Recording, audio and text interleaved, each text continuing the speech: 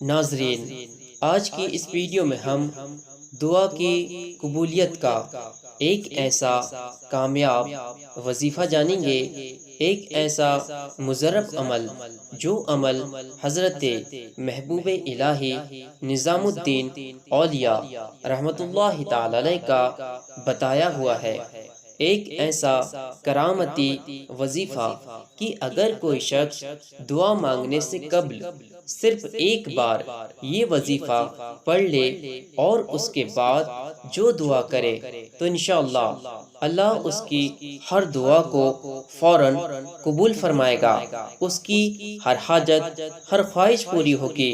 تو جاننے کے لیے آپ اس ویڈیو کو آخر تک ضرور دیکھیے گا اور اس کے متعلق یہ مبارک حدیث پاک سماعت کرے۔ مسجد نبوی کا ایک کونا تھا اور ایک بندہ وہاں بیٹھ کے دعا مانگ رہا تھا۔ اس کے دعاؤں کے لفظوں پر غور کیجئے۔ اے اللہ، میں تجھ سے اس لیے مانگتا ہوں کہ تو میرا اللہ ہے، تیرے علاوہ میرا ہے بھی تو کوئی نہیں۔ تو یہ وہ دعا مانگ رہا تھا اور مسجد نبوی کے کونے میں بیٹھا تھا۔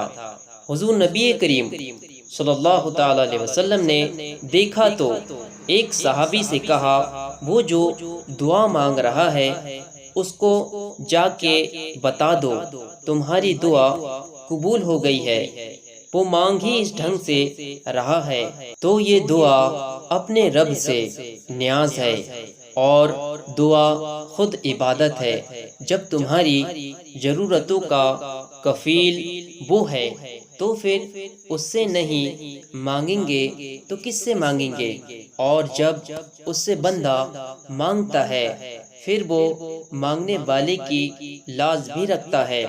جب بندے اس کے سامنے ہاتھ پھیلا کے دعا مانگتے ہیں تو اللہ فرماتا ہے، مجھے شرم آتی ہے ان کے اٹھے ہوئے ہاتھ خالی کیسے موڑوں، جب انہوں نے مجھ سے مانگا ہے تو میں نے بھی نہ دیا تو کون دے گا؟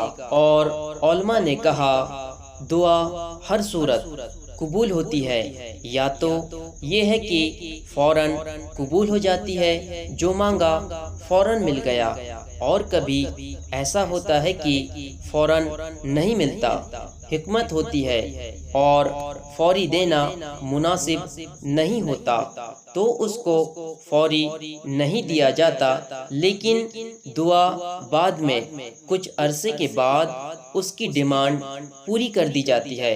اور کبھی ایسا ہوتا ہے نہ فوری دیا جاتا ہے نہ ودیع دیا جاتا ہے، بلکہ اس دعا کو ذخیرہ کر دیا جاتا ہے اور حشر کے دن اس کا بدلہ دیا جائے گا۔ اور روایت میں آتا ہے، حشر کے دن جب ان دعاؤں کا بدلہ دیا جائے گا جن کا بدلہ دنیا میں نہیں ملا تھا، تو لوگ آرزو کریں گے کاش کہ دنیا میں کوئی دعا قبول ہی نہ ہوتی اور سارے صلے آخرت میں ملتے۔ کبھی ایسا ہوتا ہے جو مانگا جاتا ہے وہ نہیں دیا جاتا، اس کے بدلے میں کچھ اور چیز دے دی جاتی ہے جو اس کی ضرورت ہوتی ہے اور جو اس کے لیے مناسب ہوگی۔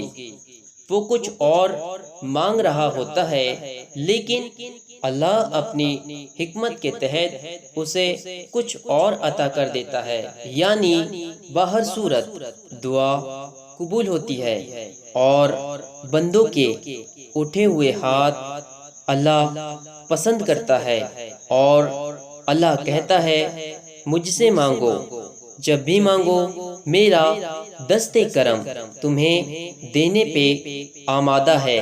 اور اگر کوئی نہیں مانگتا تو فرمایا، اے محبوب فرما دو اگر یہ نہیں مانگیں گے تو اللہ بھی پرواہ نہیں کرے گا۔ مانگنا تمہاری ضرورت ہے، اگر تم مانگتے رہو گے تو وہ تمہاری جھولیاں بھرتا رہے گا، اگر تم اسے نہیں پکارو گے تو وہ بھی تمہاری پرواہ نہیں کرے گا تو اس کے حضور دعائیں مانگو، اپنی آرزو پیش کرو اور اپنی تمنائیں اس کے حضور پیش کرو۔ اور حضرت محبوب الہی نظام الدین اولیاء رحمت اللہ تعالی علیہ فرماتے ہیں، اگر کسی کی دعا قبول نہ ہوتی ہو تو وہ سورۃ الفاتحہ کو اس طرح پڑھے جس نیت کے ساتھ پڑھے گا اس کی دعا فوراً قبول ہوگی۔ اور سورۃ الفاتحہ جیسا کہ آپ موبائل کی اسکرین پر دیکھ پا رہے ہیں، اگر اس طرح کسی نے اس سورت کو پڑھا جس نیت سے پڑھے، اللہ اس کی دعا کو فوراً قبول فرمائے گا۔ تو روزانہ یہ کامیاب اور مضرب عمل ضرور کرے، انشاءاللہ آپ کی ہر دعا قبول ہوگی۔